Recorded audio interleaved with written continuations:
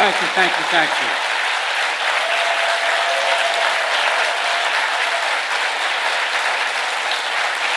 Thank you.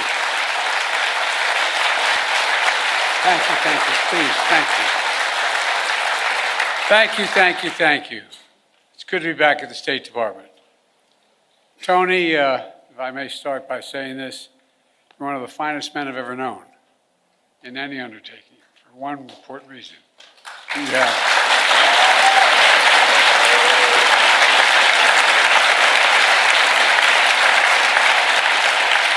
not only brilliant, you have incredible character. You have character.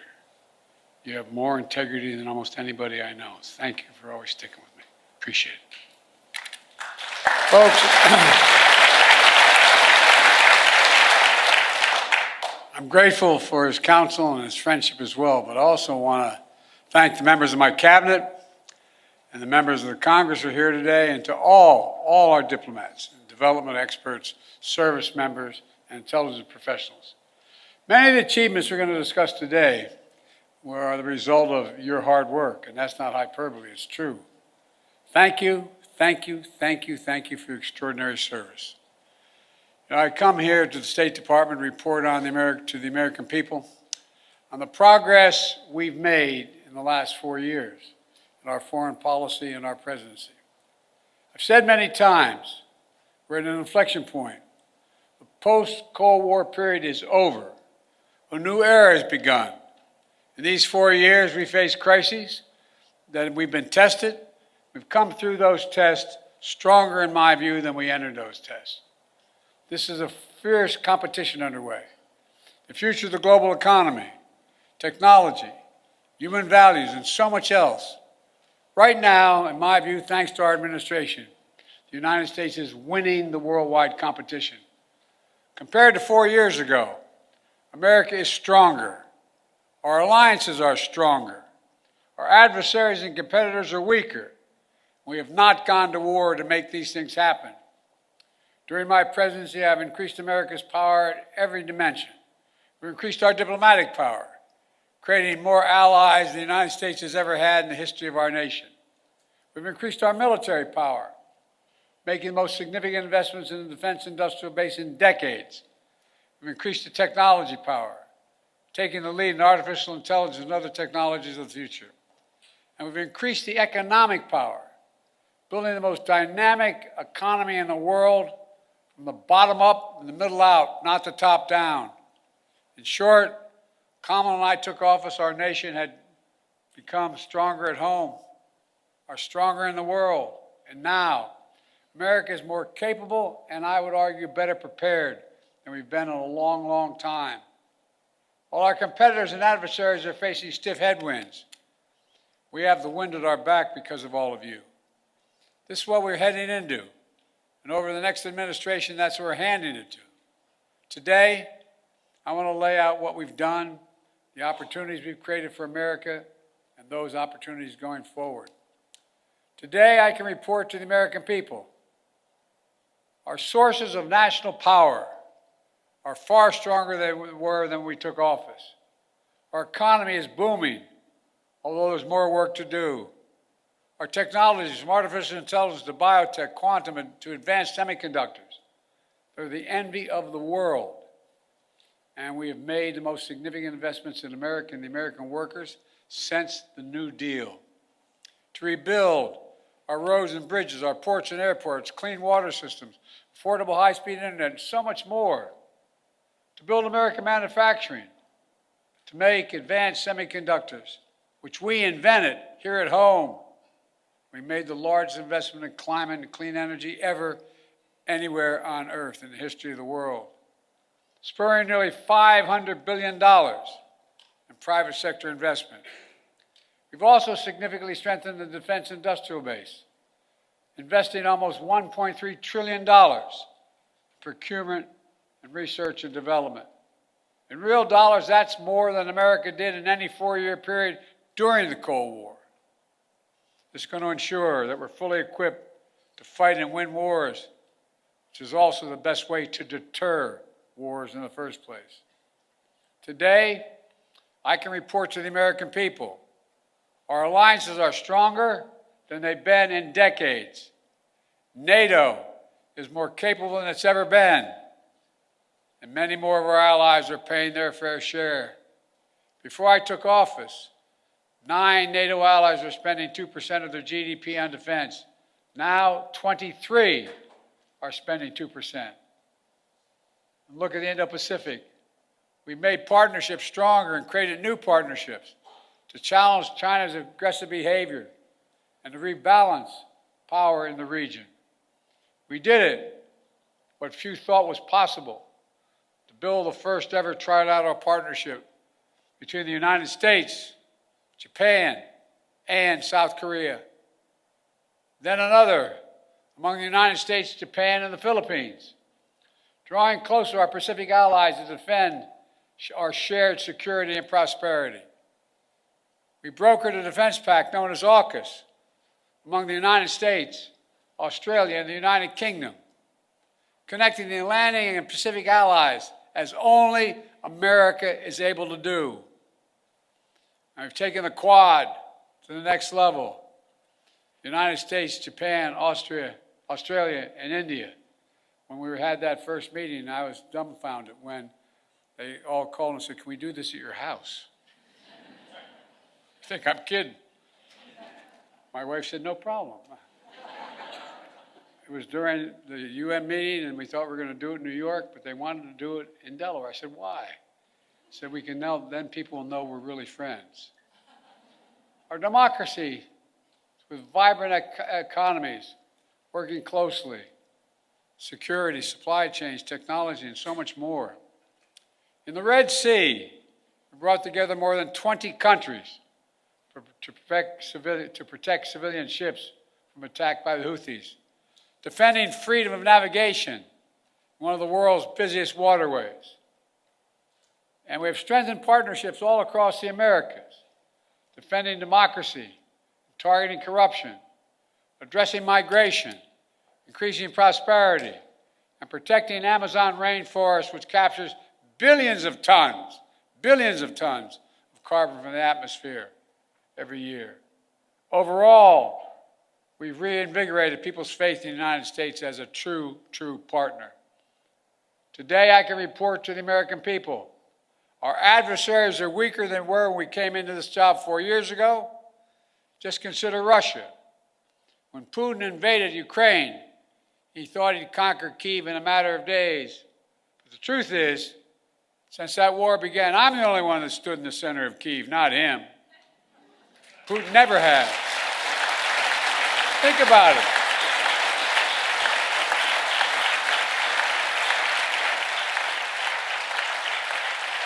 It was a long train ride, but I'm the only commander-in-chief to visit a war zone not controlled by U.S. forces.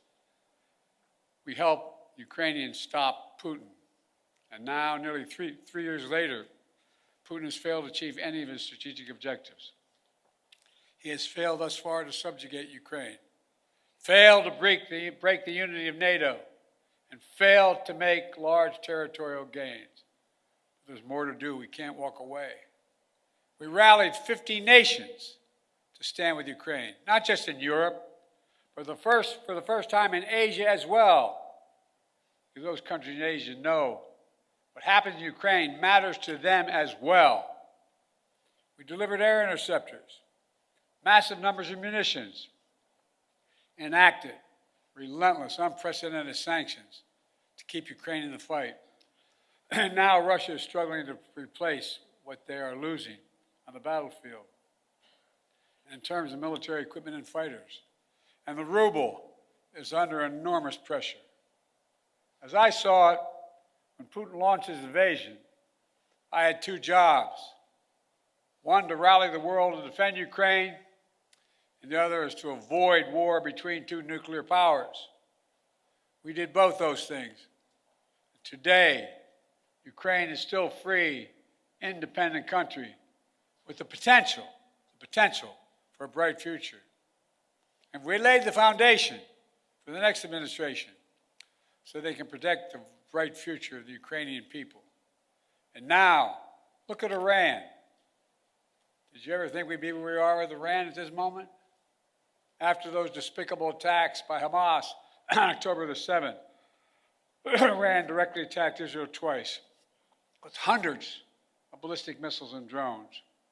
And twice they failed because the United States organized a coalition of countries to stop them and ordered U.S. aircraft to come to the defense of Israel. Now, Iran's air defenses are in shambles. Their main proxy, Hezbollah, is badly wounded. And as we tested Iran's willingness to revive the nuclear deal, we kept the pressure with sanctions. Now Iran's economy is in desperate straits. All told, Iran is weaker than it has been in decades.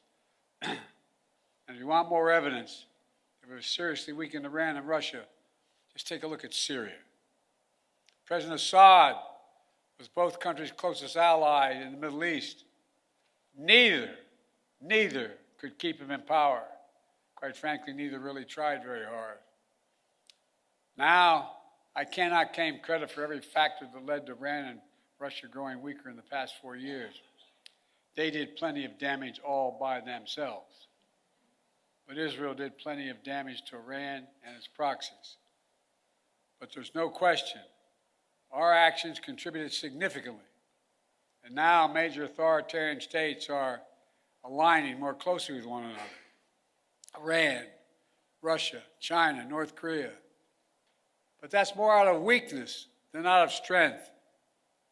So as the new administration begins, the United States is in a fundamentally stronger position with respect to these countries than we were 4 years ago. Today, I can report to the American people we're in a better strategic position in the long-term competition with China than we were when I took office. You all recall, many experts believe were predicting it was inevitable that China's economy would surpass ours. According to many predictions, that would happen by the year 2030 or shortly thereafter. But we in this room said no. If we make the investments in ourselves, if we protect our workers and technologies, that will not happen. Now, according to the latest predictions, on China's current course, they will never surpass us, period. I met one-on-one with President Xi in consequential summits. He and I have always been direct and straightforward with each other. I made it clear we expect China and everyone to abide by the international rules. And so we stood up against unfair trade practices, taking action when China dumped subsidized goods, incredibly subsidized, on our markets to undercut our workers. We imposed target tariffs in critical sectors like cars, steel, and semiconductors, rather than across-the-board tariffs. We imposed historic export controls on investments, restrictions, to ensure that China cannot use the most advanced technology and sensitive data against us. And critically, we enlisted our allies and partners to join us, building more convergence among our allies on a shared approach to China than ever existed, and showing that it's more effective to deal with China alongside of partners rather than going it alone. But even while we compete vigorously, we've managed our relationship with China responsibly, so it's never tipped over into conflict. We've created lines of communication between President Xi and myself, and between the leaders of our militaries, to avoid misunderstanding. We found ways to work with each other, to address climate change, to reduce the flow of fentanyl in the United States, which, by the way, overdose deaths are coming down across our nation. And in my administration, we've seized more fentanyl at our border in 2 years than the previous 5 years combined. Today, I can also report to the American people, we're the first president in decades who's not leaving a war in Afghanistan to his successor. But we've got bin Laden during the Obama-Biden administration, the primary objective of war had been accomplished. And I believe that going forward, the primary threat of al-Qaeda would no longer be emanating from Afghanistan, but from elsewhere. And so, we not need to station a sizable number of American forces in Afghanistan. So when I took office, I had a choice. Ultimately, I saw no reason to keep thousands of servicemen in Afghanistan. I think I have my schedule with me, and I keep on my, I don't here, I don't have, but I keep on the back of my card the actual number of dead and wounded that occurred in our longest war to remind myself. Keep spending hundreds of millions of dollars a day. We're no longer doing that. In my view, it was time to end the war and bring our troops home, and we did. I commend the courage of all those who served in Afghanistan. We grieve all 2,461 Americans who made the ultimate sacrifice in the longest war in American history. And I grieve those brave service members whose lives were lost during the withdrawal. We also thank those inside and outside of government who have done so much to help thousands of Afghan families resettle in the United States. Remember, critics said if we ended the war, it would damage our alliances and create threats to our homeland from foreign directed terrorism out of a safe haven in Afghanistan. Neither has occurred. Neither has occurred. And our alliance has stayed strong. We've used our over-the-horizon capabilities to strike in Afghanistan and elsewhere when we had to. For instance, eliminating Zawahiri, the leader of al-Qaeda, who helped orchestrate the September 11th attacks. And we did it without putting more American boots on the ground. And by ending the war, we've been able to focus our energy and resources on more urgent challenges. There is nothing, and I can tell you from my conversations with both Xi and Putin, nothing our adversaries and competitors like Russia and China would have liked more than seeing us to continue to be tied down in Afghanistan for another decade. For all those reasons, ending the war was the right thing to do, and I believe history will reflect that. And from the moment I entered office, I also worked to free as many Americans as possible being held hostage or wrongfully detained overseas. We brought home more than 75 Americans by last count. In some cases, it took months, even years of effort, like the prisoner swap with Russia over the past summer. A feat of diplomacy involving many of you and involving multiple countries who joined complex negotiations at our request. Another example of the power of our alliances. We did not have these relationships, those women and women would likely still be in prison.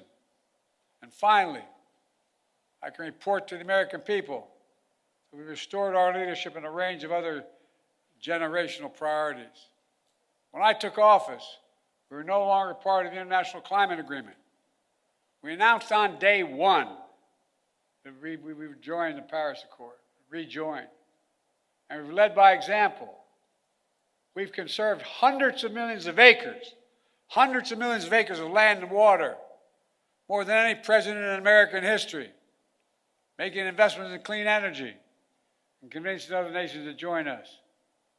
Thanks to our efforts, the world has reached the goal of investing $100 billion every year in public and private funds to reduce greenhouse emissions, to drive down the cost of clean energy, to help developing nations adapt to climate change.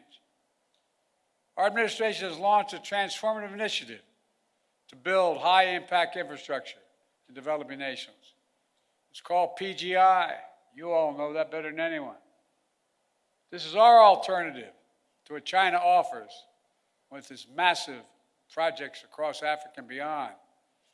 But their approach features no workers' rights, no environmental protections, unmanageable debt, shoddy construction, all in exchange for military access to ports and other exploitative purposes. By contrast, we've leveraged $600 billion and unleashed the private sector to build an infrastructure in order to grow economies and combat climate change. As an example, I was recently in Angola to see a major project being built with the help of American public funding, which brought in even more private investment. We're building the first ever transcontinental railroad across Africa. It will significantly improve the economies of the region, will help farmers transport crops in new global markets, will transport critical minerals that are needed for electric vehicles and semiconductors. China used to control the supply chains and these materials, but not for long. Now, make no mistake, there are serious challenges the United States must continue to deal with in Ukraine, in the Middle East, in the Indo-Pacific. Must keep the pressure on the Houthis, who are attacking ships in the Red Sea, launching missiles at Israel, and firing at American forces. Must deter North Korea as they rattle their saber and draw closer to Russia. And new challenges will certainly emerge in the months and years ahead. But even so, it's clear my administration is leaving the next administration with a very strong hand to play. And we're leaving them in America with more friends and stronger alliances, whose adversaries are weaker and under pressure. An America that once again is leading, uniting countries, setting the agenda, bringing others together behind our plans and visions. An America which is no longer at war, which has made historic investments in American workers, American energies, American factories, generating the strongest economy in the world, which is now in a much better position to win the future against any competitor. These wins are not partisan. They're American. They benefit all Americans and reflect America's endless capacity for leadership and reinvention. Look, folks, the United States should take full advantage of our diplomatic and geopolitical opportunities we've created to keep bringing countries together to deal with challenges posed by China, to make sure Putin's war ends in a just and lasting peace for Ukraine, and to capitalize on a new moment for a more stable, integrated Middle East.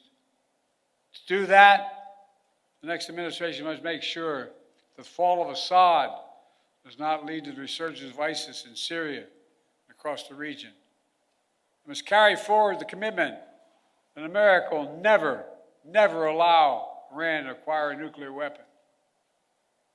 And on the war between Israel and Hamas, we're on the brink of a proposal that I laid out in detail months ago, finally coming to fruition. I have learned in many years of public service to never, never, never, ever give up. So I spoke to Prime Minister of Israel yesterday. I spoke to Emir of Qatar today. I look forward to speaking with President Sisi soon. We're pressing hard to close this. The deal we have structured would free the hostages, halt the fighting, provide security to Israel, and allow us to significantly surge humanitarian assistance to the Palestinians who've suffered terribly in this war that Hamas started. They've been through hell. So many innocent people have been killed. So many communities have been destroyed. The Palestinian people deserve peace and the right to determine their own futures. Israel deserves peace and real security. And the hostages and their families deserve to be reunited. And so we're working urgently to close this deal. And as we deal with immediate challenges, in my view, we have to look to the future. I urge the next administration to carry forward two issues that have been central to my presidency and which shape the future, in my view. On artificial intelligence, we are in the lead, and we must stay in the lead. We must not offshore artificial intelligence, as we once did with computer chips and other critical technologies. AI has the power to reshape economies, governments, national security, entire societies. And it must be the United States and our closest allies that lead the way to ensure people's rights are respected, their safety is protected, and their data is secure. And likewise, clean energy transition will race ahead in years to come. I know, and some incoming administration, some in the incoming administration, are skeptical about the need for clean energy. They don't even believe climate change is real. I think they come from a different century. They're wrong. They are dead wrong. It's the single greatest existential threat to humanity. The clean energy transition is already happening. China is trying to dominate the clean energy, manufacturing, critical materials, supply chains. They want to capture the market of the future and create new dependencies. The United States must win that contest, and we will shape the global economy and the planet for decades to come. Let me close with this. Like many of you, I've dedicated a significant portion of my career to our nation's foreign policy. As chair of the Foreign Relations Committee as a senator, vice president for 8 years, and now president of the United States, I put together one of the most competent foreign policy teams, I would argue, in American history, sitting in this room and before my eyes. Throughout my career, the world has undergone tremendous change. But certain things have always held true. At our best, America leads not only by the example of our power, but the power of our example. In the past 4 years, we've used that power, not to go it alone, but instead to bring countries together, to increase shared security and prosperity, to stand up to aggression, and to solve problems through diplomacy wherever possible, and to relentlessly defend democracy, civil rights, and human rights. Because that's who we are. That's who we are. You've heard me say it many times before. We're the only country on earth founded on idea. Every other country is founded on geography, religion, ethnicity, or some other unifying factor. But America was built on an idea, literally, not figuratively. That idea was all women and men are created equal. The idea that has inspired the world for 250 years and counting. We're always reaching to do better, always looking to the future, and at our best, always seeking progress for our people and for people everywhere. It's been the honor of my life to serve as your president. Today, I'm optimistic about our future, as optimistic as I've ever been. Just have to remember who in the hell we are. You've heard me say it many times. We're the United States of America, for God's sake. There is nothing beyond our capacity if we do it together and commit to it. Nothing. So thank you all for all you've done. I hope many of you are going to be staying in the next administration to keep this moving. May God bless you all, and may God protect our troops. Thank you, thank you, thank you. Thank you.